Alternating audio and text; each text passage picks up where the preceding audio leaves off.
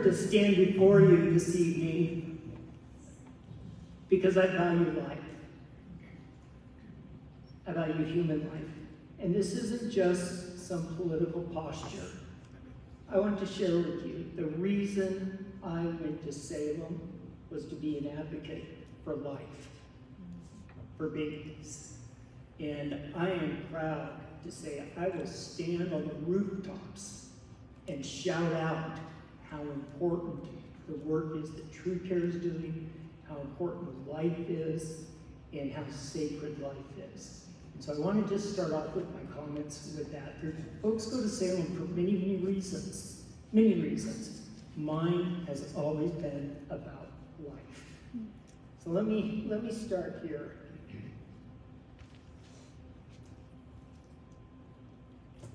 At the core of the True Life movement is a simple but profound belief.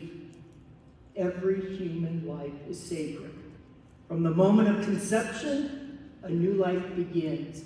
We saw a beautiful example a moment ago from Tricia. It's unique, it's unrepeatable, and it's so full of potential. Science confirms this, faith affirms it, and our hearts know it. Each and every one of our hearts knows this. But being pro-life is not just about saying you oppose abortion. No, it's not. It's more than that. It is about affirming life in all of its stages, from the womb to the final breath. It is about recognizing the dignity of every single person, regardless of their age, their color, their ethnicity, their background, or their circumstance. Let me be clear. Pro-life means no judgment. No judgment. I want to share with you a Smith family proclamation. And I don't get too personal with my family, but I'll share this with you. I have 4 boys and a daughter. We have spouses, I call them my daughters, but in-laws. And the very best thing my family has ever done, besides have a beautiful wife and a beautiful mom, is we implemented the rule of no judgment. There is no judgment among our kids, among us, and when it starts, we say, stop. And I'll tell you what, nothing has made a more profound difference in our family's life than the ability to accept each and every one of us and our many flaws the way we are. And I want to share with you, we live in a world where people face unimaginable pressures, fears, and pain. And a lot of people right now are angry. And I'm going to be so bold as to say, there's people out there that are just plain mean. Financial worries, broken families, mental health battles. Women who consider ending a baby's life are often scared. They're alone, and they're unsure. And more than that, quite often they're dealing with unkind people. Let us never, ever be one of those unkind people. Our response must never be condemnation. It must be compassion and love. We must listen. We must listen. We must understand. We must walk alongside those women who are struggling. Being pro-life means being pro-woman. Being pro-life means being pro-woman. It means offering real support, emotional and financial and spiritual support, along with just being a friend. Now I'm going to pivot. I want to speak directly to you men in this room. Too often the conversation around life only focuses on the woman. And while their voices and experiences are absolutely essential, men have a vital role to play as well. Not in control, but in support. Not in silence, but in presence. Let us men tell other men who have never been part of an unplanned pregnancy, their voice matters. Their support matters. Their love matters. Don't disappear. We have to tell them to don't defer. We need to tell men to step up. Being pro-life means being pro-responsibility. It means standing by the mother of their child, offering strength and stability and encouragement. It means being a protector, not putting on pressure, being a protector, a provider, not a passive observer. Men, we need to teach other men this principle. At the end of the day, I know each and every one of us in this room believe children need a father. Let moms know dad will be there to do their part. Let us men tell other men if they have been absent or afraid or unsure, there is grace. There's healing. The path is forward.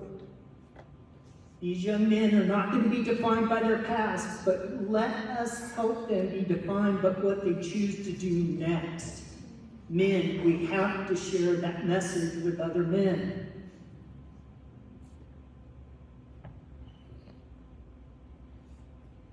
Men, we all are called upon to be champions of life.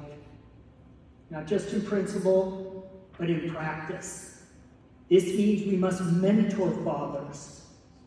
We must mentor fathers, support families, and be examples of integrity and compassion. Let us be the kind of man who makes it easier for a woman to choose life. So now, what does love look like in action?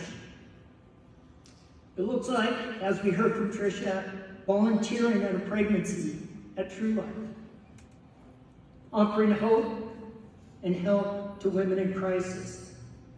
It looks like mentoring a parent, helping women navigate the challenges of raising the child. It looks like advocating for policies that support families. It looks like advocating for policies that support families. By the way, what I'm about to share with you comes off of the Oregon Right to Life page. And that means paid parental leave. It means affordable child care, access to health care, support for nutrition, and housing.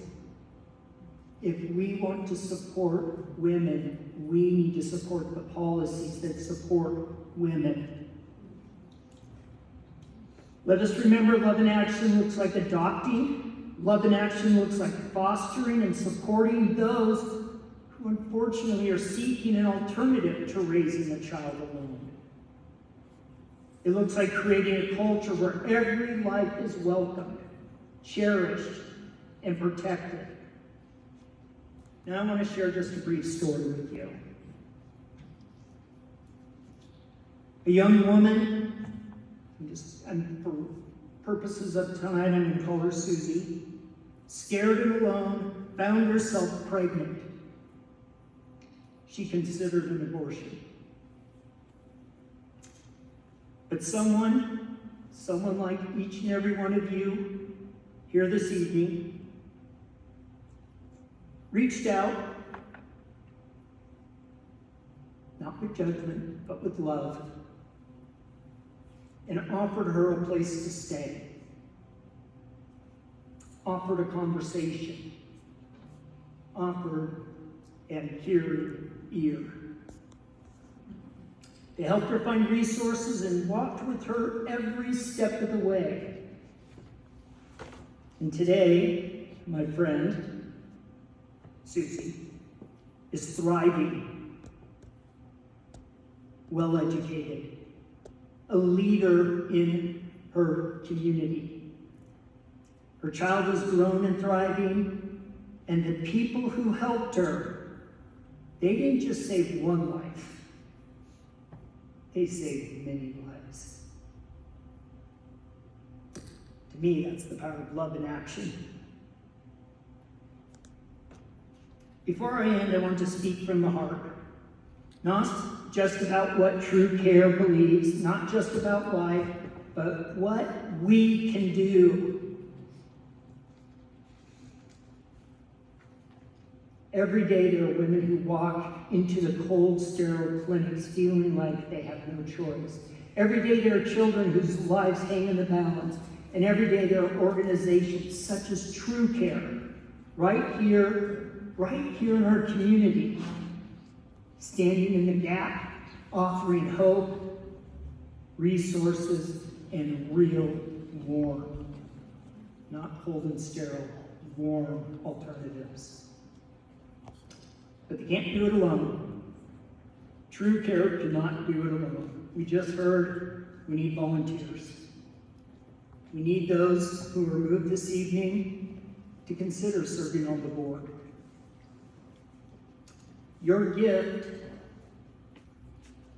and your generosity, no matter the size, will become a lifeline for a mom and a dad and a future amazing person. Your help this evening will provide ultrasounds, counseling, formula. We heard it all. We need to be providing that assistance. We need to make sure women and men know they're not alone, and we believe in them. Now, just as the widow's mite in the scriptures reminds us that even the smallest gift, given with a generous heart, holds immeasurable value. Your contribution this evening, no matter the amount, can create a ripple of hope and change. The widow's act was not about the size of her offering. It wasn't about that, but the depth of her compassion and faith. So tonight, every gift matters, big or small. Volunteer, service, reaching out to young men, being warm and compassionate to women. It all matters.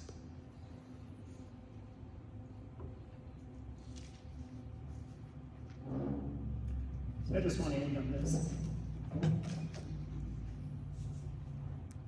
I have served in the legislature for 25 years, and I have waited for 25 years to share this thought with folks at home. This is one of the greatest honors of my life, to be able to shout out my testimony on life. So thank you so much for allowing me to be here. Bill, thank you so much for the invitation.